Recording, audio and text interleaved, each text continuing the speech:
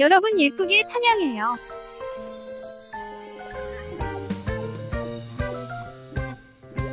하나님의 능력 알고 있니? 그 능력은 상상 그 이상이야. 하나님의 능력 알고 있니? 나는 정말 깜짝 놀랐지 뭐야. 그 능력 모여라 노래하자 외쳐보자. 그 능력 모여라 노래하자 외쳐보자. 내 하나님은 크고 힘있고 능히 있어 못할 일 전혀 없네. 내 하나님은 크고 힘있고 능히 있어 못할 일 전혀 없네. 저 산들도 주의 것, 골짜기도 주의 것, 별들도 주의 솜씨. 내 하나님은 크고 힘있고 능히 있어 못할 일 전혀 없네.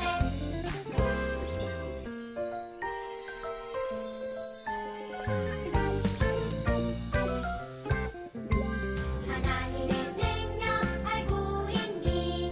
그 능력은 상상 그 이상이야. 하나님의 능력 알고 있니? 나는 정말 깜짝 놀랐지 뭐야. 그 능력 모여라 노래하자 외쳐보자. 그 능력 모여라 노래하자 외쳐보자. 내 하나님은 크고 힘있고 능히 있어 못할 일 전혀 없네. 내 하나님은 크고 힘있고 능히 있어 못할 일 전혀 없네. 저 산들도 주의 것, 골짜기도 주의 것, 별들도 주의 솜씨. 내 하나님은 크고 힘있고 능히 있어 못할 일 전혀 없네. 저 산들도 주의 것, 골짜기도 주의 것, 별들도 주의 솜씨. 내 하나님은 크고 힘있고 능히 있어 못할 일 전혀 못할 일 전혀 없네.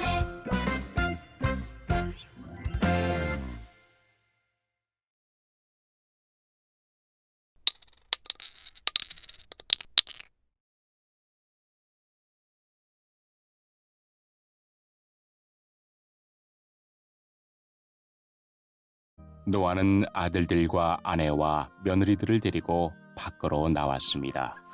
모든 짐승과 모든 기는 것과 모든 새도 다 그 종류대로 배에서 나왔습니다. 노아는 배에서 나와 여호와께 제단을 쌓았습니다.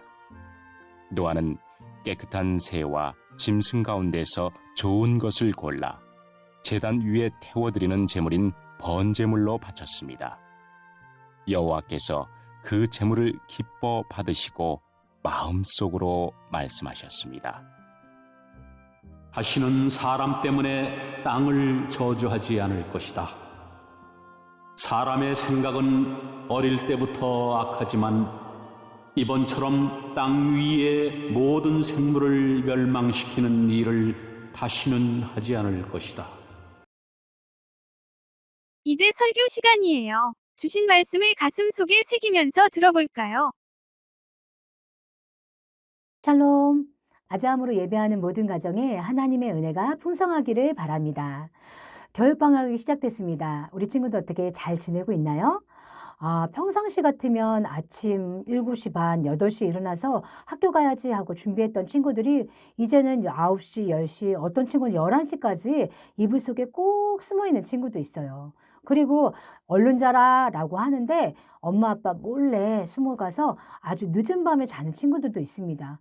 그러다 보니 생활이 엉망이 되어 있는 친구가 혹시 있진 않는지 심히 걱정이 됩니다. 그러지 맙시다. 자, 겨울이에요. 겨울이다 보니까 지금은 막 춥고요. 또 어느 며칠 지나면 겨울인데 좀 따뜻해졌네? 라고 하는 이렇게 추위와 더위가 반복되고 있습니다. 그러다 보니 빨리 봄이 왔으면 좋겠어 라고 전도사님은 그렇게 생각하고 있어요. 그리고 그리고 길을 지나가다 보면 나무가 앙상하게 말라서 와, 도대체 저 나뭇가지는 언제 푸르른 이파리가 맺어질까 하면서 봄을 기다리고 있습니다. 이처럼 우리가 이 추운 겨울에 봄을 기다리듯 망망대해에서 앞날이 어떻게 될지 예측조차 하기 어렵고 또 고립되어 있는 상태로 갇혀 지내는 한 가정이 있습니다. 그 가정은 바로 노아와 그 가족들이었습니다. 하나님께서 이 세상을 만들 때 하나님의 형상대로 사람을 빚으셨습니다. 그 사람이 누구였죠? 바로 아담이었습니다. 그런데 아담이 하나님 앞에 범죄했어요. 그리고 나서 아담의 자손, 그리고 그 자손이 대를 이어서 하나님께 범죄하기 시작합니다. 그리고 마침내 인간들의 그 범죄함으로 인해 하나님께서 더 이상 이렇게 있을 수 없다 하고 지구 전체에 홍수를 허락하셨습니다. 그 당시 노아는 당대에 의롭다 여겨지는 사람이었습니다. 노아는 하나님의 뜻을 따라 살았고요. 그리고 하나님의 말씀에 순종하는 사람이었습니다. 그런데 그것에 비해 노아 주변에 그리고 세상의 많은 사람들이 범죄하였고 하나님의 뜻을 따르지 않았습니다. 나중에는 폭력이 난무하는 시대가 된 것입니다. 이런 상황에 하나님께서 노아에게 말씀하세요. 노아야, 잣나무로 배를 만들어라. 그리고 내가 큰 홍수를 큰 물로 이렇게 하겠다라고 말씀을 하신 것입니다. 그리고 그 배는 우리가 흔히 말하는 유선형의 배가 아니라 긴 사각형의 높이는 3층이나 되고 노아와 노아의 가족뿐만 아니라 각종 동물들이 살 수 있을 정도로 어마어마하게 큰 방주를 짓게 한 것입니다. 동물의 종별로 온 땅에 살아남을 수 있게 만드신 것입니다. 그리고 드디어 하나님이 말씀하셨던 비가 오기 시작했습니다. 비가 세차게 옵니다. 언제 끝이지? 할 정도로 40일 밤이며 낮이며 끊임없이 비가 오기 시작했습니다. 그랬더니 비가 흐르고 흘러 넘치고 넘쳐서 이제는 배수를 할 수도 없고 그리고 그 물이 차오르기 시작한 것입니다. 집을 덮습니다. 그리고 높은 지대에 집을 덮습니다. 나중에는 저 꼭대기에 어떻게 올라가지? 라고 할 만큼 큰 산 위로까지도 물이 뒤덮어 버렸습니다. 이 세상엔 아무것도 없는 것처럼 보입니다. 그 바닷물에, 그 물에 오로지 있는 것은 노아와 노아의 가족을 태운 그리고 동물들을 태운 노아의 방주 한 척뿐이 없었습니다. 오로지 노아와 아내 그리고 셈, 함, 야벳 세 아들들 그리고 며느리들만에 이렇게 있었고 동물들만 살아남을 수 있었습니다. 노아 외에 다른 사람들은 모두 물에 빠져 죽은 것입니다. 사람들이 노아 방주 근처에서 헤엄쳐 와도 방주의 문을 하나님께서 닫으셨기 때문에 다른 사람들을 구조해 줄 수도 없는 상황이었습니다. 즉 하나님이 만드신 이 세상에 오로지 노아의 방주 안에 머무는 그 사람들과 동물들만이 살아남을 수 있었습니다. 40일간의 무서운 홍수가 땅 위에 덮쳤습니다. 그리고 비가 그쳤을 때 노아의 방주에는 어떤 목표를 향해 갈 수도 없이 그저 물 위에 둥둥 떠다니고 있는 상태였습니다. 우리 친구들 하루 종일 집에 갇혀 지낸 적 있습니까? 독감으로 인해서 밖에 나가지 못한 상황도 있을 것이고 또 몇 년 전에 있었던 코로나로 인해서 우리가 그 전염병에 걸리지 않기 위해서 강제로 집 안에 갇혀 있었던 때도 있었습니다.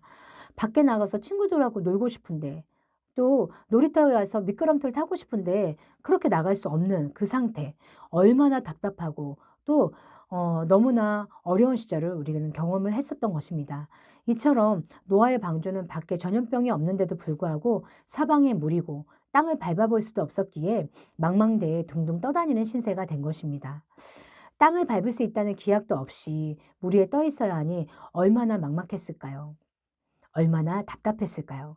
또 겨우 방주에 들어와서 목숨을 건졌지만 어제까지만 해도 같이 지냈던 이웃 사람들이 함께 어울렸던 이웃들 또 학교 친구들 이 물에 휩싸여 죽어가는 모습을 봐야 한다면 남은 사람들은 마음이 어떠했을까요?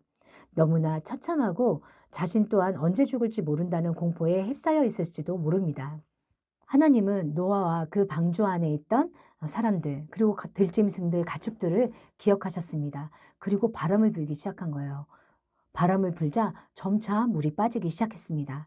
홍수가 시작되고 거의 1년쯤 되었을 때 땅에 발을 디딜 수 있게 된 것입니다. 그러나 물이 점점 빠지고 밖에 땅에 있는지 확인하기 위해 노아가 까마귀도 보내보고 또 비둘기도 보내보았습니다. 나중에 비둘기가 다시 돌아왔을 때 물고 온 것이 올리브나무 잎새였습니다. 그리고 다시 비둘기를 내어놨을 때 비둘기가 다시 돌아오지 않았어요. 이것은 땅이 있다는 의미이기도 합니다. 하나님은 노아와 가축들이 땅을 밟을 수 있도록 방주에서 나오라고 말해 주셨습니다. 그리고 정말 밖으로 나왔을 때 어떠했을까요? 내내 물밖에 없었는데 이제는 땅이 보인 것입니다. 노아와 가족들 그리고 그 가축들은 모두 그 땅을 밟으며 방주에서 나오게 된 것입니다. 새로운 시대가 열린 것입니다. 그리고 새 시대에 맞게 노아는 하나님께 예배하였습니다. 창세기 8장 20절 말씀을 읽어보면 노아는 배에서 나와 여호와께 제단을 쌓았습니다. 노아는 깨끗한 새와 짐승 가운데서 좋은 것을 골라 제단 위에 태워드리는 제물인 번제물로 바쳤습니다. 노아는 자신과 가족이 살아남았다는 안도감과 기쁨 또는 새로운 세상이 열렸으니 내가 이렇게 해보리라 라고 하는 그런 계획들을 먼저 내세우지 않았습니다. 그가 제일 먼저 한 것은 하나님께 예배한 것입니다. 본인이 가지고 있는 동물 중 가장 흠없고 깨끗한 그리고 가장 좋은 것으로 하나님 앞에 번제물로 드린 것입니다. 노아는 하나님 앞에 예배를 드리며 하나님의 생명을 보존해 주신 것에 감사, 구원시켜 주신 것에 감사하여 하나님께 정성스럽게 예배를 드린 것입니다. 하나님은 이런 노아의 제사, 노아의 예배를 기쁘게 받으셨습니다. 그리고 다시는 인간으로 하여금 물로 심판하지 않겠다라고 약속하셨습니다. 과연 그렇게 말씀하신 하나님이 인간의 죄가 없을 것이라고 생각하셨을까요? 여전히 인간은 죄를 지을 수 있었습니다. 하나님은 인간들의 죄로 인해 심판하시는 중에도 은혜를 잊지 않으신 것입니다. 예배는 하나님의 자녀된 자가 드리는 마땅한 의무이자 특권입니다. 예배를 통해 하나님이 나의 주인 되심을 인정하는 것, 이것이 예배입니다. 또한 예수 그리스도를 믿는 자는 하나님의 자녀가 되었고 또 그렇게 하나님 앞에 예배하는 것이 자녀된 자의 특권이 되기도 합니다. 하나님과 내가 아무 상관이 없다면 예배를 드릴 수조차 없겠지요. 예배는 주일에 드리는 공예배뿐만 아니라 이렇게 옹기종기 모여서 아잠으로 예배드리는 이것처럼 다양한 형식으로 예배를 드릴 수 있습니다. 예배를 구성하는 데는 기도도 하고 찬양도 하고 말씀도 있습니다. 그리고 다양한 형식으로 예배를 드리기도 하지요. 그러나 기억해야 할 것이 있습니다. 예배를 드림에 있어 가장 핵심적인 것은 하나님께 예배드리는 우리의 마음의 태도인 것입니다. 하나님은 우리 친구들의 마음이 어디에 쏠려 있는지 아십니다. 정말 하나님을 기뻐하며 예배하는지 아니면 어쩔 수 없어서 자리를 차지하고 있는지 아니면 마음에 콩밭이 있어서 지금 빨리 예배드리고 나서 다른 거 해야지 라고 생각하고 있는지 하나님은 정확히 알고 계십니다. 하나님의 자녀된 우리가 장난치면서 또는 딴 생각하면서 하나님을 예배하는 것을 제대로 하지 않는다면 그것을 하나님이 기쁘게 받으실까요? 아무리 하나님이시라도 그 예배를 기쁘게 받으시기는 어려울 것입니다. 새로운 시대, 새로운 세계를 맞이하며 노아가 또 그 가족들이 하나님 앞에 예배하였듯 2026년 새해가 되었습니다. 우리 친구들 또한 겨울방학을 보내고 있지만 새해를 맞이하며 작년 한 해 하나님 앞에 예배드렸던 우리의 마음의 태도나 또 우리의 생각들을 한번 되짚어 봤으면 좋겠습니다. 그리고 작년보다는 올해 더욱더 하나님을 더욱 잘 알아가고 또 하나님을 온전하게 예배하는 친구들이 되기를 바랍니다. 나이가 먹는 것으로 끝나는 것이 아니라 영적으로 더욱 성장하는 아잠 친구들이 되기를 바랍니다. 오늘 주신 말씀을 기억하면서 다음 내용을 서로 묵상해봐요.